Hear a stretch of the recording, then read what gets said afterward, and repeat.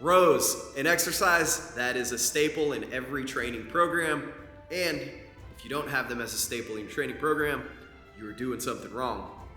Fortunately for you, I am here to help, and today I'm going to share with you 3 row variations for a big back.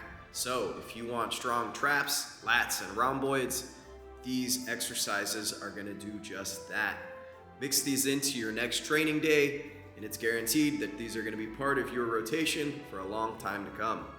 These rows are going to be broken down by different hand positions. Training these different hand positions are going to help us bias different portions of the muscle fibers, so that way we're able to get a more complete back workout.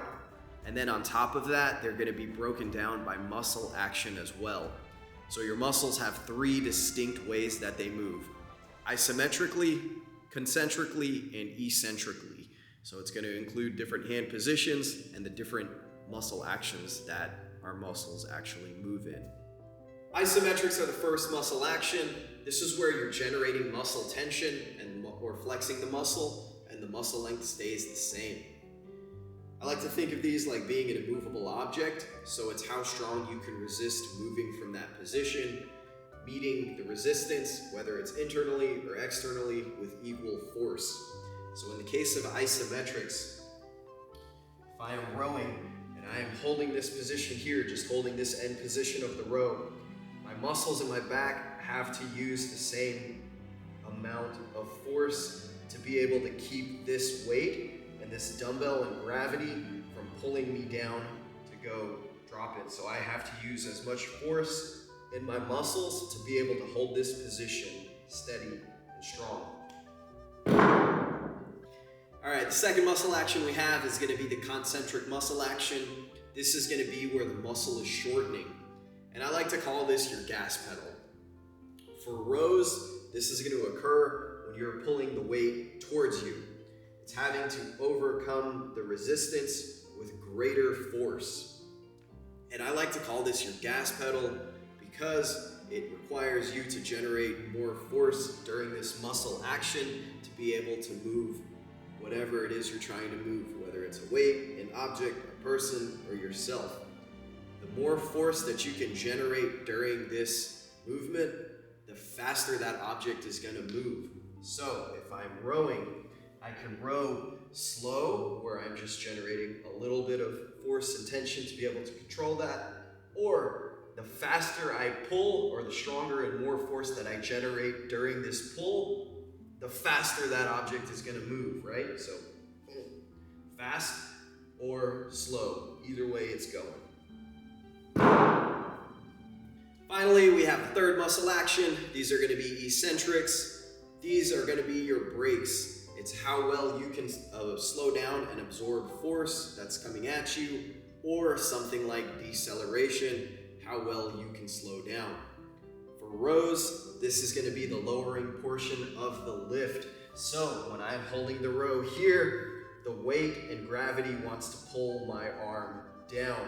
So I have to use all of my back muscles, so do you, to be able to control and lower the weight down slowly, as opposed to just letting gravity do its thing and just pull the weight and arm down. Because if you do that, you're not using your muscles, it means you're not working out. So what's the point of even doing it if you aren't even going to use your muscles the way that they're supposed to do their thing, right? Yeah, right. All right, so let's get to these exercises. The more you train these different muscle actions, the more control you're going to have over your muscles, which means the better control you're going to have over your movement, your body, and how strong you are, and how well you can move. Now, for these isometric rows, you're going to set up with a cable machine. You want to adjust this pulley to somewhere around level with your elbow. And you're going to use 2-handle attachments, or you can use whatever attachments that you have at the gym to be able to do this movement. Now, this is going to be a timed hold. We're going to do 30-second holds each rep.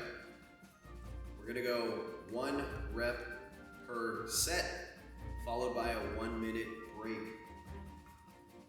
Now, we're gonna set up, you want your feet about shoulder width apart. So as we're here, get into a nice little athletic stance. So a little bit of a quarter squat, slight forward lean in your torso, and you want this weight to pull your arm forward so that the shoulders are protracted, so your arm's gonna be all the way extended. From here, this is gonna be our starting position. From here, you're gonna squeeze your shoulder blades back, so start the movement from your shoulders with this movement here. Squeezing your shoulder blades back.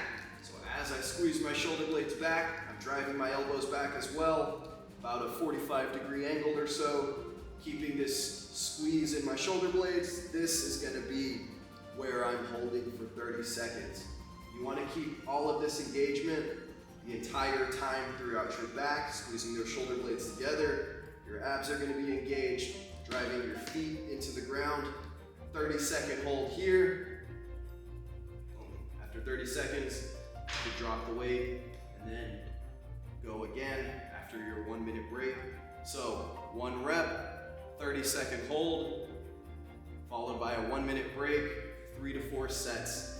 And each time before you start this movement, make sure that you start from the starting position so that way you can start building some of that good shoulder movement and retraction as you pull, drive that weight back. That's gonna be it for the isometrics. Next, we're gonna move on to some Jackson rows. We've got the Jackson row next. We're gonna use a supinated grip for this one. You need 2 dumbbells and an adjustable bench to do this. And we're gonna be training the concentric muscle action with this one. To set up, you wanna set up the incline on the bench to where it's high enough that you can rest your forehead on the bench. You also want to maintain a back that's about parallel to the floor. So to set up, you're going to stand, feet hip width to shoulder width apart or so. When you hinge back, think of hinging back from your hips, like if you're going to go into a deadlift. You're going to rest your forehead on the bench like this. A nice flat back, somewhere relatively close to parallel with the ground. And you want to maintain contact with this bench the whole time. Your forehead comes off of the bench, you're using too much momentum, you're cheating the rep, don't do that. All right, so set up, again, feet about hip apart, hinging back from our hips, nice flat back, straight back. Grab the dumbbells, we're gonna use a supinated grip, so palms are gonna be facing up. Here, let the weight pull your arms, your shoulders are gonna be relaxed, protracted forward. Just like the isometric row, we're gonna start the movement from our back, squeezing those shoulder blades together. So as I pull the weight back and row, I'm squeezing my shoulder blades to start. I'm driving my elbows back at the same time.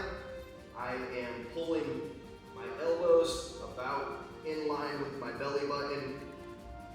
Make sure that we come down, coming all the way down to this nice relaxed position. Squeezing from the shoulder blades as you pull, nice and controlled.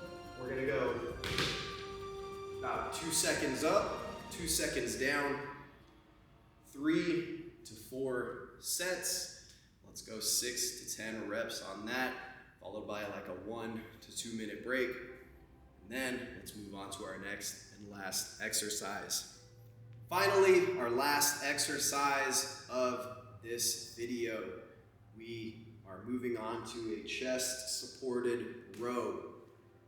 We've trained your muscles isometrically, concentrically, and now finally we're going to train the eccentric muscle action along with our final hand grip position.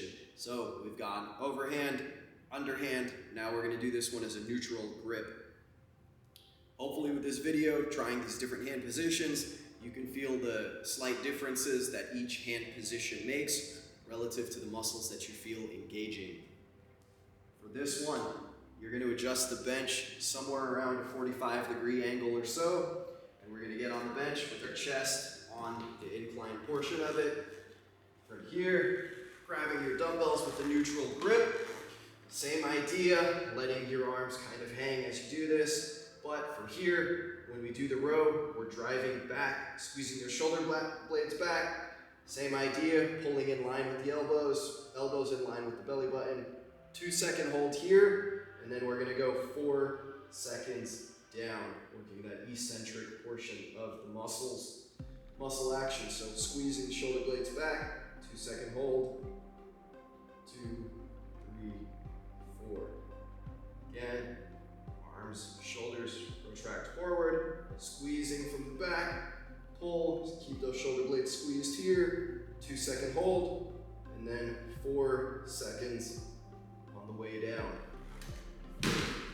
Same idea as Jackson rows, 3 to 4 sets, 6 to 10 reps, 1 to 2 minute break in between, and those are gonna be your 3 row variations for big, strong back.